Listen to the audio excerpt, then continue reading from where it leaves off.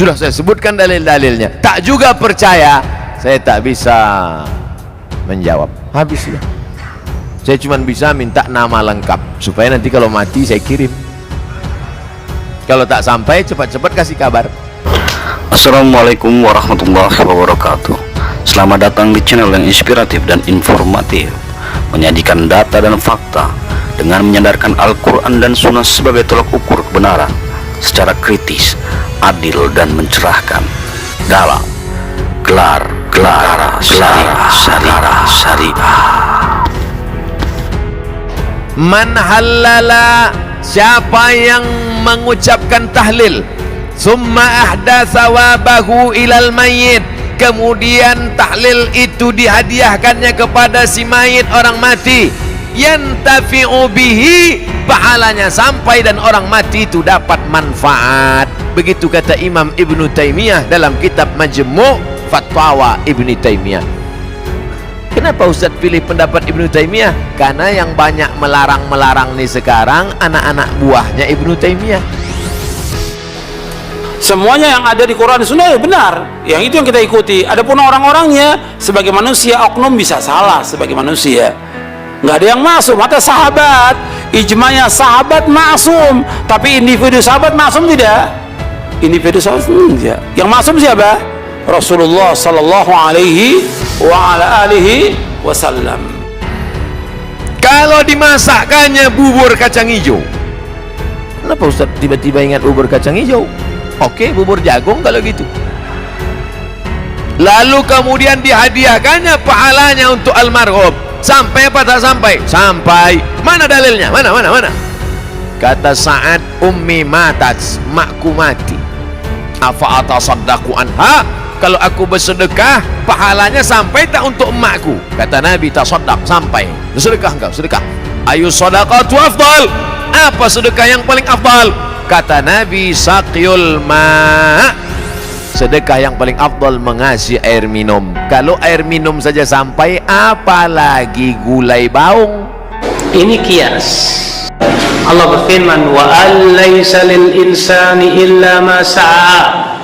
Manusia tidak akan mendapatkan kecuali apa yang dia usahakan. Karena itu bukanlah amal mayat, bukan juga usahanya. Dan Rasulullah SAW tidak pernah menyunahkan kepada umatnya, tidak juga menganjurkan atau membimbing kepadanya baik dengan nas maupun isyarat, dan tidak pernah dinukil juga dari seorang sahabat. Dan bab al-qurubat, ibadah hanya terbatas pada nas, tidak berlaku padanya kias dan ra'yu. Bisakah sedekah dikiaskan dengan Al-Quran? Al-Quran dikiaskan dengan sedekah apa enggak gitu kan? Kata Imam Syafi'i nggak bisa. Emang apa, Ustaz? Kenapa? Karena kalau kias itu benar, yang pertama kali memahaminya Rasulullah, para sahabat. Ketika Rasulullah meninggal dunia, nggak pernah para sahabat yasinan atau kirim-kirim Al-Fatihah.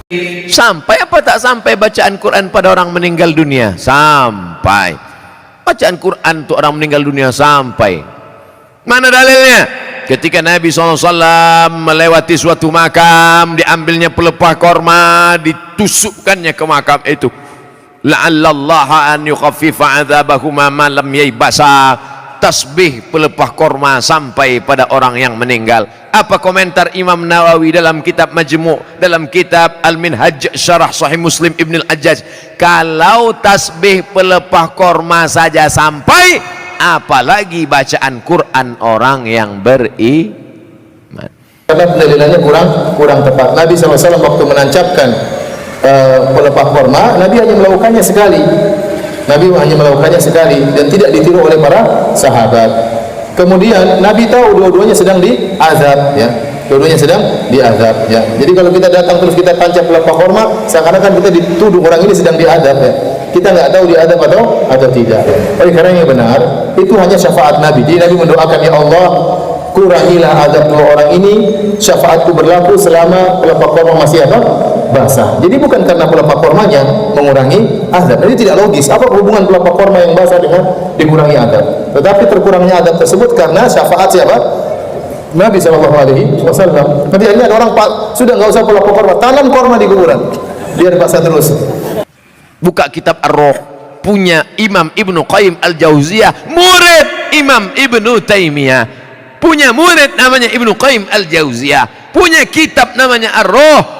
Diriwayatkan sampai kepada Imam Ahmad bin Ambal lewat di suatu makam, ada orang membaca Al-Quran, Imam Ahmad bin Ambal melarang, tapi orang itu menyebutkan riwayat hadis, ternyata perawinya thiqah, bahwa Nabi punya sahabat namanya Abdullah bin Umar, anak Umar bin Khattab, berpesan, kalau aku mati nanti bacakan di atas kuburku pada bagian kepalaku pangkal Al-Baqarah, pada bagian kakiku ujung Al-Baqarah. Sebetulnya ini masalah perselisihan ulama, karena riwayat-riwayat yang menyebutkan tentang sampainya bacaan Al-Quran kepada mayat itu tidak ada yang sahih menurut Imam Syafi'i.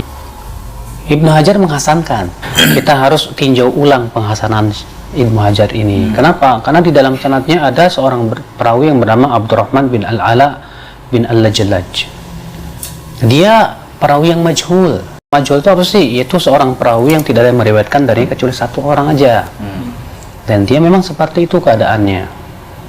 Maka dari itulah, ya, karena perawi ini majhul, tidak bisa dijadikan hujah. Sudah saya sebutkan dalil-dalilnya, tak juga percaya, saya tak bisa menjawab. Habislah. Di awal tadi sudah sebutkan bahwa menurut Imam Syafi'i, mazhab Imam Syafi'i, bahwa hadis-hadis yang menyebutkan tentang seperti itu tidak ada yang sahih. Jadi kewajiban kita adalah melihat mana yang paling kuat dalilnya. Itu yang kita pegang, kita amalkan. Adapun kita mengatakan, wah itu mazhab Imam Ahmad sesat, itu jangan.